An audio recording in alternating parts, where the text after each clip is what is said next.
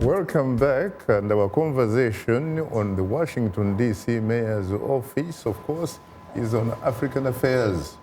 Our guests are Lloyd Rosa George, Vice Chair of the D.C. Mayor's Commission on African Affairs, and an attorney, of course, and Mamadou Samba, Director of the D.C. Mayor's Office of African Affairs.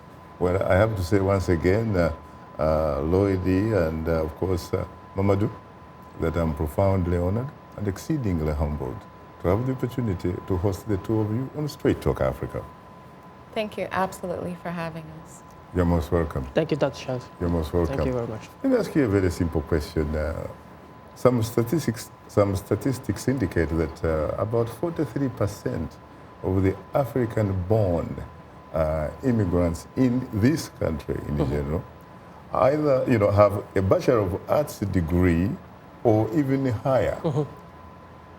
What is the typical African-born immigrant in Washington, D.C.'s occupation? Sure. Or activities? What are they engaged in generally? So let me go further. The African immigrants are the most educated of all immigrant groups, right? In the United States? In the United States. In fact, 1 out of 3 immigrants with a PhD is from Africa. And so our occupation vary. You have to take into consideration that even though we may be educated, we may have language barriers that will prevent us from getting jobs at our level. And so this is why when you go to DC, you get into a cab, more than likely Ethiopian, probably a PhD, because there are factors that when they come in, their degree is not recognized here. And so they may end up, working in hotels or driving cab or fixing watches just like I did, but it's because of the barriers, the recertification process. But Is that unique to African-born It's unique to a lot of immigrants, but it's very specific in the African community. I have been driven by a Russian who at least said he actually had a PhD Yes. in physics. That's why you need to be very careful when you get into a cab about who you think is driving you. Very interesting. What about you?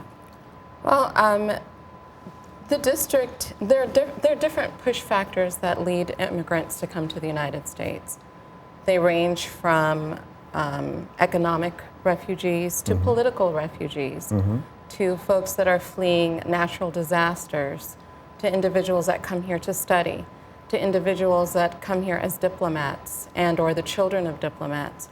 All of that you find in the district. And for that reason, you'll find a wide range of who and what the African immigrant looks like, from those that are highly educated to those that are from the rural outbacks of a small village and were fleeing internal conflict. So to be sure, that's another purpose for why the Office on African Affairs is needed, along with the Commission, to work in tandem together to find out what are the needs of the newly arriving immigrants, more specifically the newly arriving African immigrant within the district. Mamadou, some of the forces that push, of course, don't only always or often have the African end up crossing the Atlantic and coming to the United States. I'm sure when you watch television or you read news on a daily basis, you see some of our brothers and sisters actually drowning in the Mediterranean. What would you like to say to those in charge of African countries, really, to create conditions, frankly, that prevent that? Because, as I said earlier, Africa is not a poor continent. On the contrary, it is perhaps the richest continent, in fact, in resources on planet Earth. But unfortunately, Africa's sons and daughters, for some strange reason, do not have the luxury of exploiting that to their benefits. It's very sad to see our brothers and sisters drowning across the Atlantic to go to Europe or any other countries. And, that's due to more than I can say here. But a lot of it has to deal with the lack of opportunities for the youth, in our generation.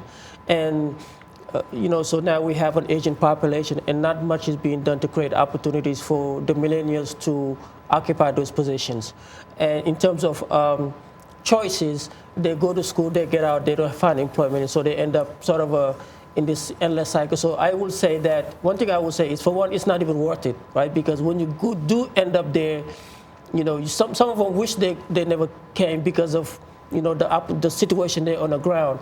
But as far as our leaders are concerned, it's just a matter of, you know, having the vision and and recognizing the role of the youth plays not only in the continent but also around the world, and creating opportunities for youth to step up, be leaders, run for office, and also aligning the training with the jobs of the future. Now Africa is all about, or the world is all about STEM education: science, technology, engineering, mathematics. And so what can our leaders do to align the jobs of the future with today's education? Make sure that when they do graduate in those areas, they can have the opportunities to intern, get a job, just like I did. I came to the city as a fellow who was given an opportunity, and now I'm here.